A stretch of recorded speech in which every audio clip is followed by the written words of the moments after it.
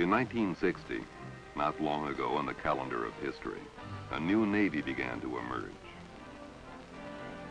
The ships of this new Navy would be atomic-powered.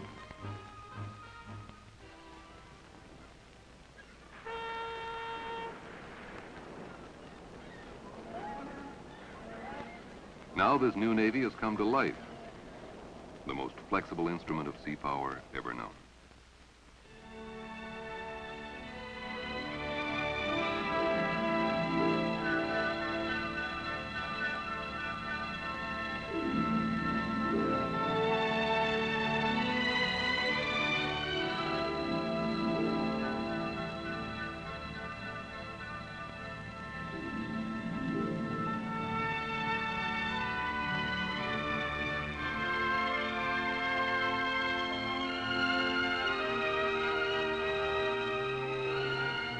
The USS Enterprise, CVAN 65. She's really something to see.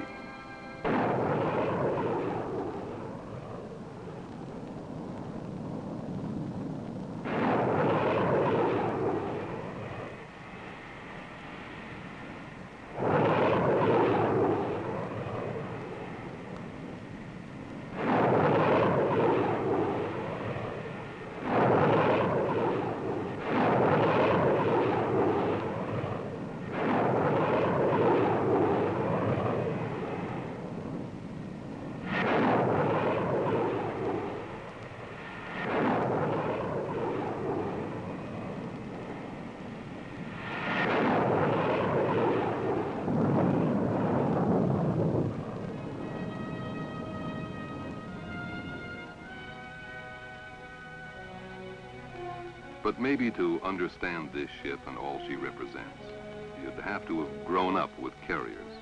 Started out years ago when the old Langley CV-1 was little more than a gleam in some dreamer's eyes. That was way back in the early 1920s. About the same time, in 1921, the Navy set up a series of tests. The bombing of captured German warships slated for scrap. Taking turns, Army, Navy, and Marine Corps pilots bombed a submarine, a destroyer, and the cruiser Frankfurt.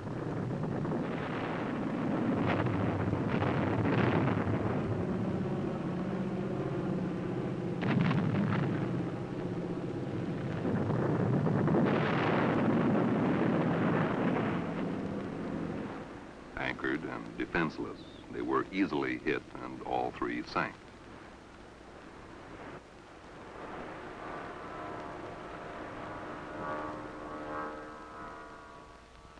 The big show was the bombing of the battleship Ostfriesland.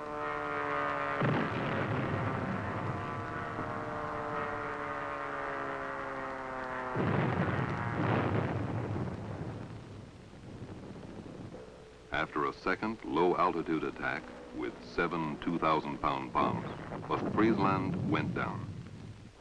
And Army General Billy Mitchell, who led this attack, almost convinced America that surface ships were obsolete. We didn't agree. It wasn't a question of whether planes could sink an anchored and undefended vessel. They've done that. But what struck us was the promise and the idea of using planes to defend these ships and extend sea power. Rear Admiral William Moffett believed wholeheartedly in the idea. Moffett took the Navy's case to President Coolidge. He named a number of prominent civilians, the Morrow Board, headed by Dwight Morrow, to determine basic aviation policy for all our military services. So, in this somewhat skeptical atmosphere, the USS Langley CV-1 emerged. She was an experiment at first, a flight deck built on an obsolete collier's hull, an airport sent out to sea. Lieutenant Commander Chevalier made the first landing on the Langley deck in 1922.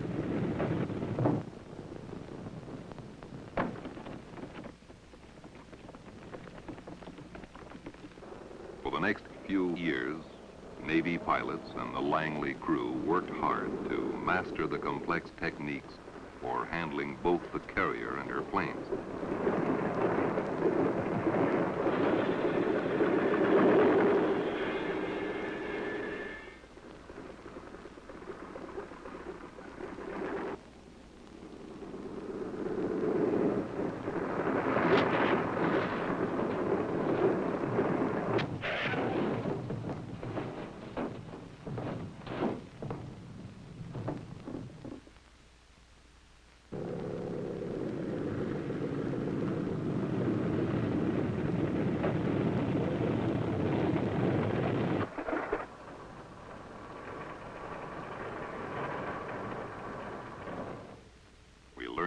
hard way, but we learned to land on her deck.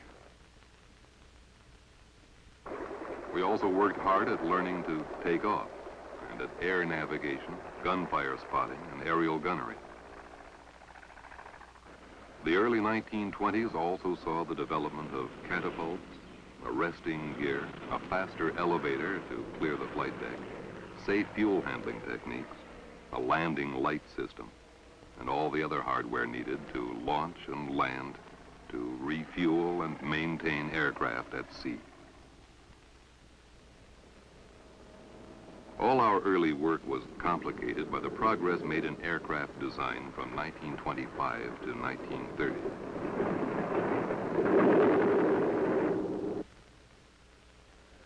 Engines were increasingly bigger and more powerful.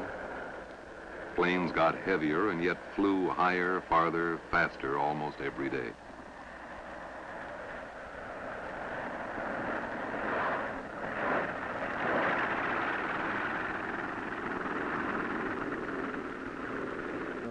As the speed and range of our planes increased, the original mission of naval aircraft as fighters and scouts and gunfire observers for the fleet began to shift.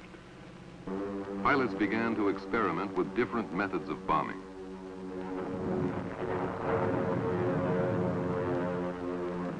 We dropped everything, even delicate submarine torpedoes, in a continuing search for new methods of attack and defense.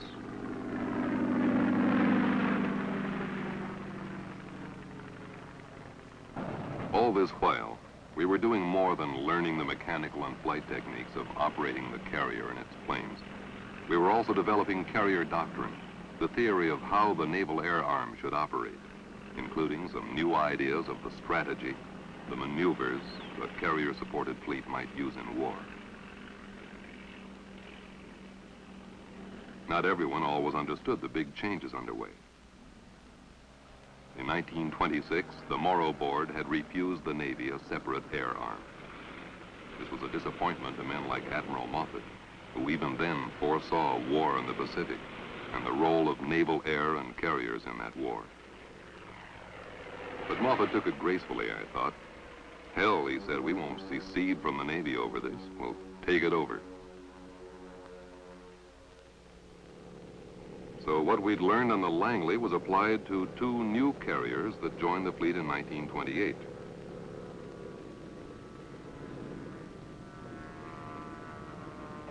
The USS Lexington, CV-2, was the first of these.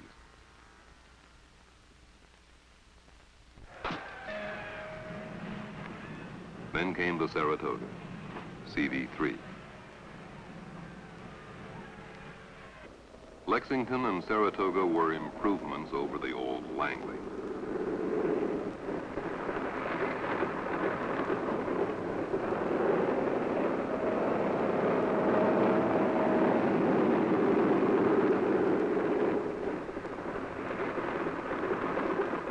But as carriers, both were compromises. The best we could do with converted cruiser hulls whose flight decks had to take increasingly faster and heavier planes. But both the Lexington and Saratoga served us well. It was on their flight decks, in their shops and hangars, in their wardrooms too, that we worked out the operational techniques that made our naval air arm the best in the world. With Lexington and Saratoga, we also proved the basis of our whole carrier doctrine much earlier than you might think. Admiral Joseph Mason Reeves was one of the first to advocate independent carrier strikes, apart from carrier operations supporting the battleship line. Reeves was one of the first to prove the effectiveness of a carrier-centered task force.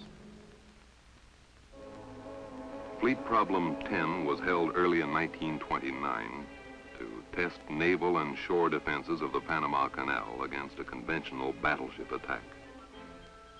Reeves left his safe position behind the line of battleships approaching the western canal locks from the north.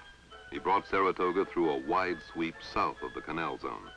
Then he turned back north to approach his target along an unexpected course. We took off from the Saratoga at 2 in the morning while still 200 miles at sea.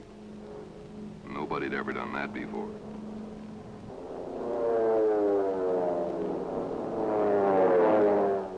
hit the canal locks at dawn with a beautiful high-altitude crisscross dive bombing attack.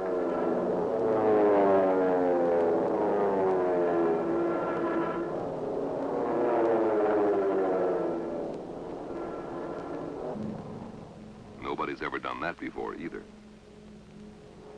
We took the defenders completely by surprise.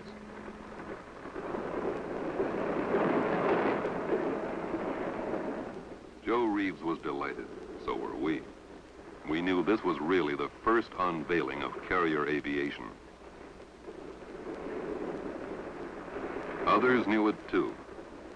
A year later, Lieutenant Commander Forrest Sherman, later Chief of Naval Operations, advocated a fleet formation that anticipated the carrier-centered task force. Meanwhile, planes kept getting faster, heavier, farther ranging. And there were plenty to choose from.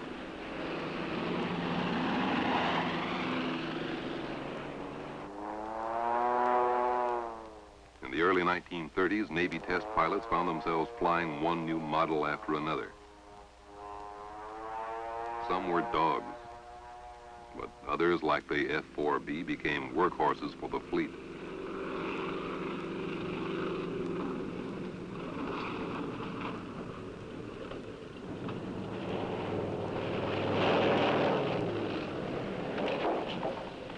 This rapid development of aircraft had a profound influence on carriers.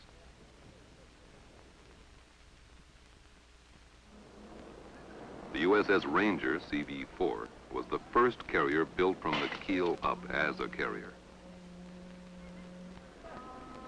But by the time she was commissioned, she was too small and her flight deck too short.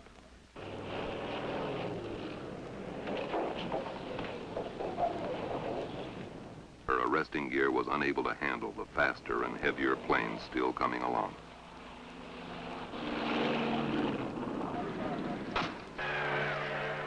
Not until Yorktown CV-5 was commissioned in 1937 did we get a third assault carrier to join Saratoga and Lexington.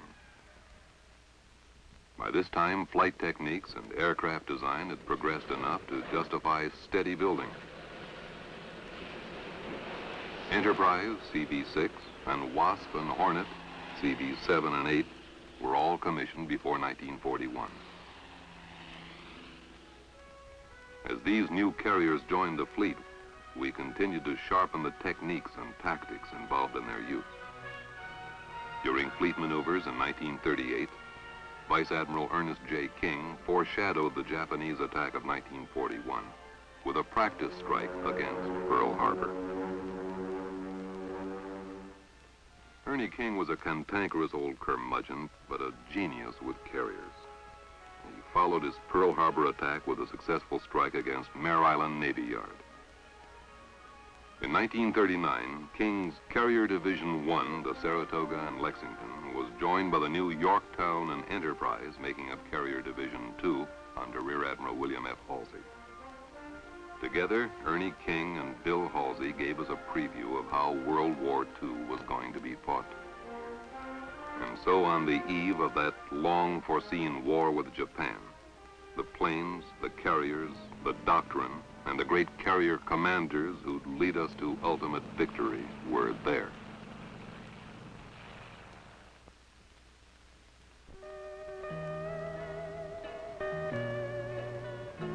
Fortunately, none of our carriers was at Pearl Harbor on December 7, 1941.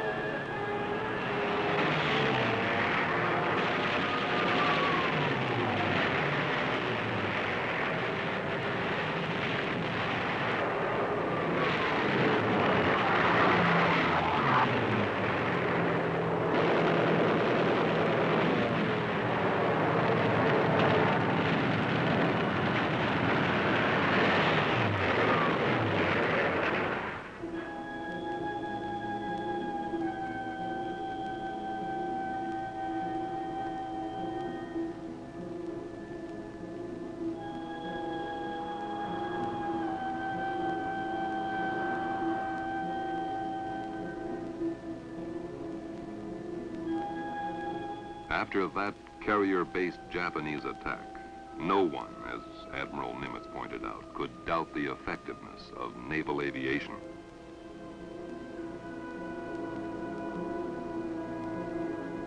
When Enterprise and Yorktown came back to Pearl from raids in the Pacific early in 1942, the carrier's significance was fully understood. We on the Yorktown followed Halsey in. There was the pick and flower of our Navy in shambles. And yet as we passed this wreckage, cheer after cheer went up from the men who had taken the Japanese attack. Because they knew it would be men like themselves, led by men like Halsey, and the carriers and their planes, who were going to win this war. The great carrier-led assault began almost at once. It was first dramatized by the Halsey-Doolittle raid on Tokyo from the Hornet in April 1942. Their target was hundreds of miles away when these B-25s took off in weather that wanted to wreck the world.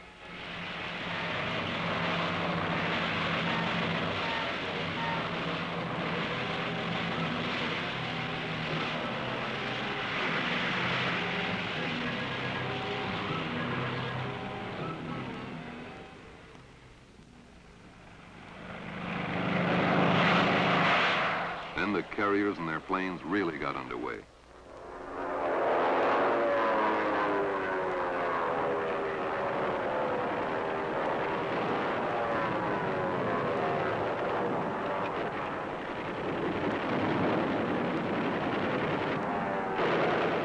Now we really hit the Japanese Navy in the Coral Sea in May 1942, at Midway in the following June. The Japanese came to Midway with 4 carriers.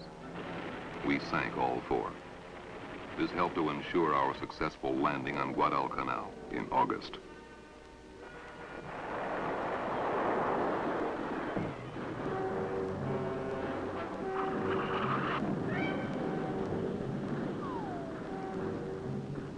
It was never easy. When the war began, the Japanese Zero fighter was the best naval airplane in the world. With 3 times the rate of climb we had, Japanese pilots could outrun us or catch us when we tried to run. They could turn inside of anything that flew. We had to get back on equal terms with the enemy. And we did. We developed tactics like the thatch weave, relying on teamwork between our pilots to trap and evade the enemy and to shoot him down.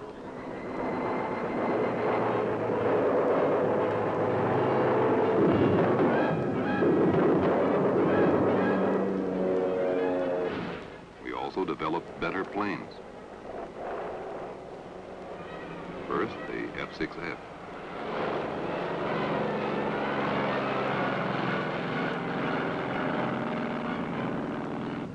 Later, there was the F-4U.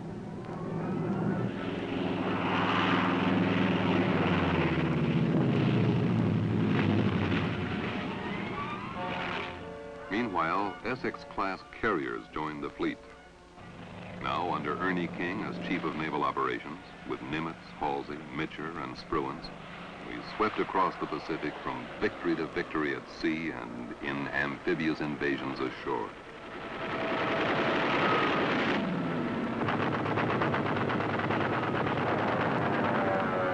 From the Marshall Islands to the Marianas, the carriers moved on. By then, we were really a team. We knew how to bore in on the enemy and stay on his heels.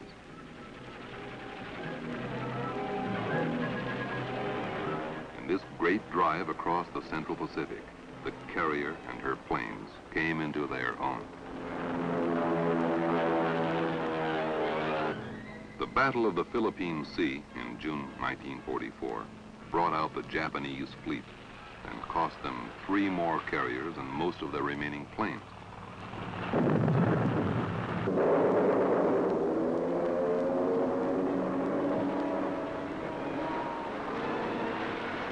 As Admiral Nimitz pointed out, a truly secret weapon of the war was our ability to replenish at sea. What we had learned even in World War I refueling destroyers at sea, and all we had learned during fleet maneuvers between the wars stood us in good stead.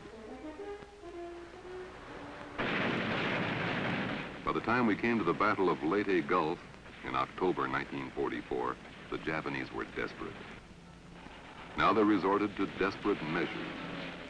Suicide attacks by kamikaze pilots who turned their planes into human-guided missiles, hoping to sink our carriers.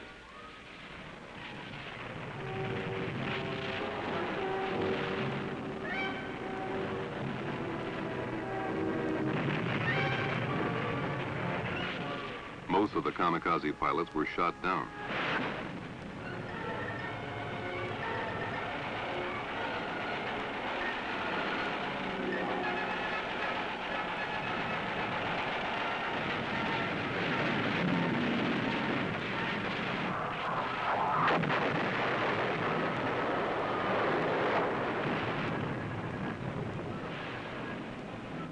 But we took some hits.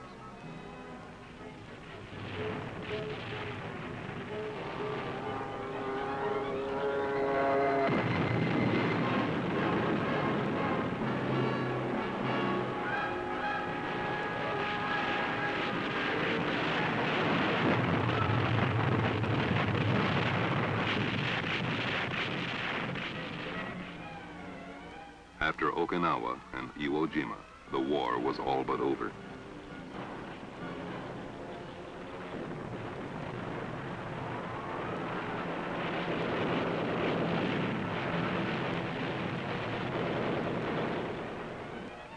You can say this of carrier performance in World War II. Carrier strike forces, Japanese or American, always defeated land-based forces. The issue was in doubt only when there were carriers on both sides of the battle.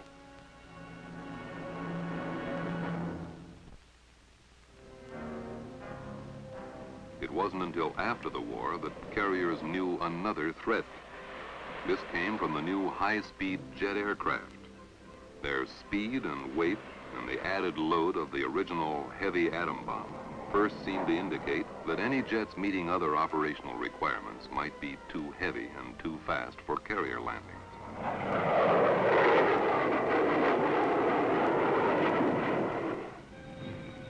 But the first jet carrier landing was made by an FH-1 Phantom in July 1946.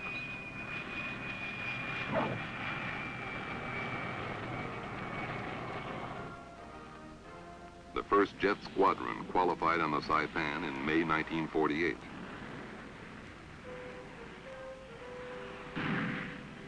We were still in business. But as jet performance and weights increased, we were headed for trouble, back where we'd been with Ranger in 1934, with planes too fast and heavy for the flight decks from which they had to operate. This became increasingly apparent during the Korean War.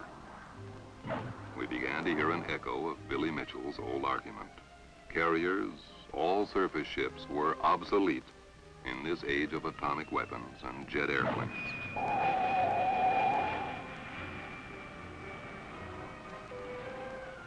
Yet, even before the Korean War was over, we were well on the way to solving the problems we faced.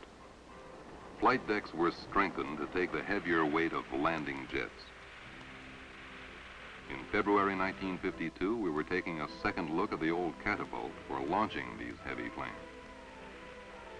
In June 1954, the first steam catapult went into operation on the Hancock, kicking off over 250 aircraft of many types.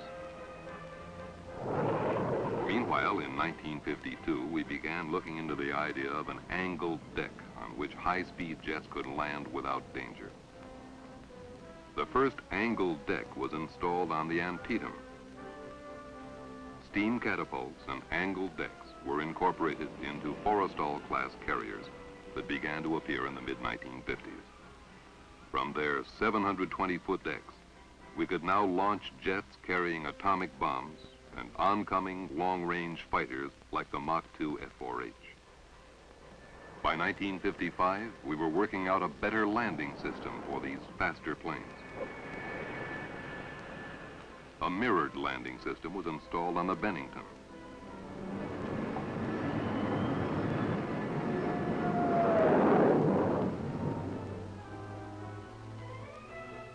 On the Midway in 1963, fully automatic landings were made hands-off, with both flight controls and throttles operated by signals transmitted from the carrier.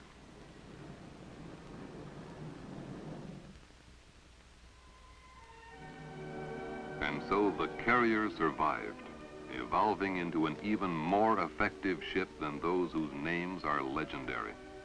Langley, Saratoga, Lexington, Yorktown, the earlier Enterprise of World War II. This is the new Enterprise. She's something to see, all right. A complex instrument of war or peace, just barely dreamed of 50 years ago. A shining example of our new Navy and of sea power at its best.